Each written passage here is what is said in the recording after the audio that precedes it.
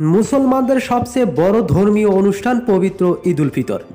বিশেষ এই দিনে পাঞ্জাবি পরে থাকেন পুরুষরা। পাকিস্তানের অন্যতম তারকা ক্রিকেটার বাবর আজমও বিশেষ এই দিনে পাঞ্জাবি পরে ভক্তদের ঈদের শুভেচ্ছা জানিয়েছেন। তবে তা নিয়ে এখন হচ্ছে ট্রোল। পাকিস্তানের অন্যতম স্টাইলিশ এই ক্রিকেটারের ড্রেস সেন্স নিয়েও প্রশ্ন তুলেছেন অনেকেই। সাধারণ পাঞ্জাবির ডিজাইনের চেয়ে কিছুটা ব্যতিক্রমধর্মী পাঞ্জাবি পরেছিলেন বাবর, যা নিয়ে এখন হচ্ছে হাস্যরস। কেউ কেউ তো বাবরের এই ড্রেসকে তুলনা করেছেন মেয়েদের সালোয়ার কামিজের সঙ্গেও।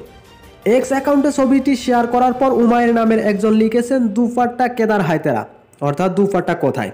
আরেকজন লিখেছেন মেয়েদের সালোয়ার কামিজ পরা কি জরুরি ছিল, অন্য কিছু পরা যেত, এটা তো কুর্তা পায়জামা কান সালোয়ার কামিজ। এর মধ্যে বাবরের ব্যাটে রান করার প্রসঙ্গটাও টেনে আনছেন কেউ। একজন লিখেছেন ব্যাটিং ভালো না, ইংরেজি ভালো না, ড্রেসিং সেন্সও।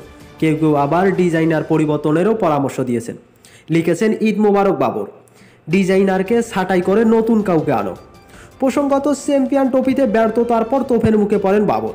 ছিলেন না নিউজিল্যান্ডের বিপক্ষে টি-20 সিরিজেও, যদিও চলমান ওয়ানডে সিরিজ দিয়ে আবারও দলে ফিরেছেন। প্রথম ওয়ানডেতে ব্যাট হাতে 83 বলে 78 রানের ইনিংস খেললেও দল জিততে পারেনি।